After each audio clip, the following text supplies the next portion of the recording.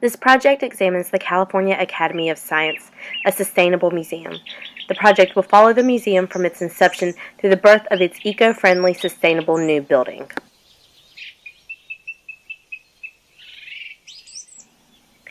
The museum's mission is simple. Its goals are to explore, explain, and to sustain life on Earth. Throughout every facet and phase of the institution's life, their mission has remained the same. Due to the California Gold Rush, large numbers of people made their way to California in the early to mid-1800s. In 1853, a group of 7 men formed what is now the California Academy of Science. Their goal was to explore and to further understand the biodiversity of the California landscape.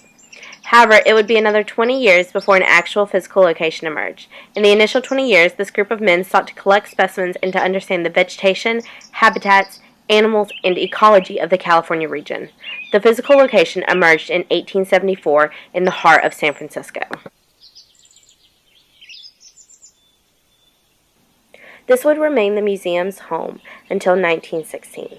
The Great Quake of 1906 and the relentless fires caused extensive damage to the Academy. The fires destroyed nearly all of the specimens collected by museum staff and field workers. This left the museum in dire straits. Not only was the research compromised, but the exhibits and collections were severely damaged. In 1916, the Academy found a new home in the Golden Gate Park. Between 1916 and 1989, the museum underwent extensive growth. Attendance at the museum soared. By the late 1950s, the museum had partnered with several other institutions, including the Morrison Planetarium, the Steinhardt Aquarium, and the Simpson African Hall. In total, the Academy became a 12-structure facility, providing a home not only for research and visitors, but also for wildlife and animals. The 12 structures provided an educational opportunity for the entire San Francisco Bay community. In 1950, the museum launched the first weekly science television program called Science in Action. This would remain on the air for more than 16 years. The show helped fulfill the museum's mission by reaching out to the larger national community and educating those watching on science and the animals located at the Academy. At roughly the same time, the museum created in-house a planetarium projector. This would give birth to the Morrison Planetarium. With the new star projector, the museum was able to reach an entirely new audience and provide a look into space, something that was rare for the day. The 1980s brought new technology, providing researchers with more modern ways of collecting and analyzing data, such as DNA sequencing and the scanning electron microscope. It's at this time that the Academy becomes truly interested in understanding and teaching environmental responsibility to the public. However, in 1989, another earthquake hit San Francisco. This was a major catastrophe yet again for the Academy. The televised earthquake caused extensive foundational damage. They were forced to close their bird hall and reevaluate the safety and functionality of the 12 structural buildings.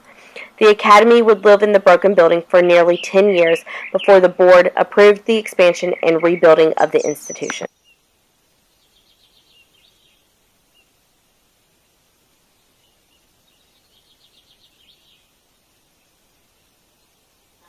In 1999, the board selected architect Renzo Piano, based in Italy. Renzo's design was simple and meant to blend into the surrounding environment of Golden Gate Park. Once the board approved the new architect, the building construction got underway in early 2000. The opportunity allowed the Academy to think through how to provide not only a safe and structurally sound institution for their visitors, specimens, and animals, but also how to create a sustainable and eco-friendly building. Their goal was to reduce their carbon footprint. The Academy closed its Golden Gate Park home in 2004, temporarily relocating to various sites around the city. The cost of the project was astronomical.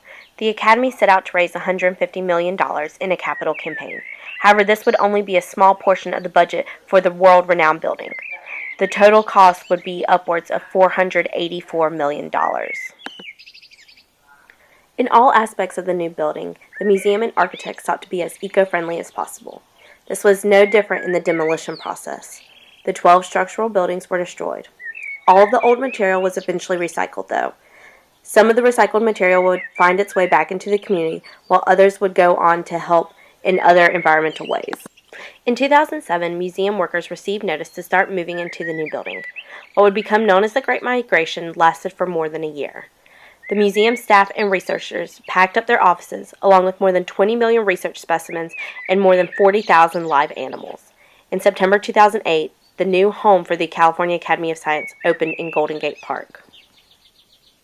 The new 410,000 square foot, 5-story structure now houses the former 12 individual structures under one roof. The bottom floor houses the aquarium, which includes a large walk-through tunnel, a tide pool touch center, and numerous displays of underwater life. The main floor now houses the Earthquake Center, the Project Lab, the Rainforest Dome, the Planetarium Dome, and the African Hall. The planetarium and the rainforest domes create focal points in the open main floor plan. The second floor contains the well exhibit, and the third floor contains the Natural History Museum. The top floor is perhaps the most spectacular of the museum, and we will explore that later. Many of the old exhibits were brought back with a new face. For instance, the Earthquake Center and the T-Rex were both revitalized. This enabled older visitors to reconnect with their past experiences, but in a new place. Also, with this new facelift, many of the exhibits were now more modern and more interactive for visitors. At nearly 90 feet tall, the Rainforest Dome is completely made of glass. This is the largest rainforest exhibit of its kind in the world. The temperature remains between 82 and 85 degrees with 75% humidity. The dome showcases 3 different ecosystems for visitors to experience. These 3 different ecosystems are based on extensive research by Academy scientists and field workers. Visitors can ascend through the dome on a spiral walkway. The rainforest contains over 1,600 live animals, including 250 free-flying birds and butterflies, as well as 100 exotic reptiles and amphibians. In my opinion, this is the ultimate sensory experience. The Academy literally transports visitors to another world. While you are in the dome, you not only can see, hear, and smell the rainforest, but you can also feel the mist and the humidity on your skin. Sustainability in the new museum can be seen at every level, but primarily in the living exhibits and in the living roof. Each exhibit at the museum reinforces sustainable living by teaching visitors of all ages about the wildlife on Earth and how we can protect the animals and the environment. Behind the scenes, researchers and field workers continue to collect specimens from all over the world. The Academy is unique in that it does not focus on one geographic location, but rather showcases life around the world. At a basic level, sustainability is most evident in the building's construction. The facility earned the U.S. Green Building Council's highest rating for eco-friendly design and operations. This makes the Academy the world's first double platinum museum and the largest double platinum certified building in the entire world. They received the first LEED Platinum rating in new construction category, covering the design and construction process, and the second in the existing buildings and operations maintenance category, which certifies that the day-to-day operations meet the highest standards of sustainability. The Academy is a masterpiece of sustainable art and architecture. The most sustainable, innovative, and educational aspect of the museum is the living roof. The 2.5-acre green space contains rolling hills and fields which cover 87% of the rooftop. The roof has 7 hills and more than 50,000 porous biodegradable vegetation trays. This allows the roof to contain roughly 1.7 million plants, the native plants including beach strawberries and California fuchsia. The interlocking root systems create habitat for birds, insects, and other creatures. By providing this kind of habitat, the Academy ensures that local wildlife and plants remain accessible for future generations to learn from. Outside of scientific research, the Academy's sustainable building has become an architectural and engineering masterpiece. Both architects and engineers from around the world continue to study the building's eco-friendly design. The building's sustainability offers a large learning environment and research center. By connecting with scientists, educators, and students across the world, the Academy becomes a tremendous resource for students of all ages. With their on-site programs and workshops, the Academy reaches roughly 50,000 youth every year, encouraging all of these students to utilize and explore the realms of science and sustainability.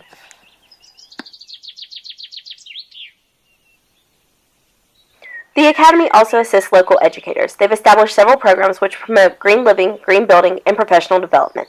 By partnering with educators and scientists around the world, they are fulfilling their goal of inspiring future generations to become more eco-friendly and to explore the Earth. By being sustainable, the museum is fulfilling its own mission by protecting, exploring, and sustaining life on Earth. The physical building has also given back to the communities in numerous ways. Special events occur at the Academy throughout the year, including their nightlife program, their Christmas events, and after-school educational opportunities. With its green initiative, the Academy has promoted a new green lifestyle in the Bay Area. By allowing events such as weddings, fundraisers, and other civic engagement activities, the sustainable building has transformed into a community resource center. The building not only serves as a research and science facility, but also as a focal point for the community.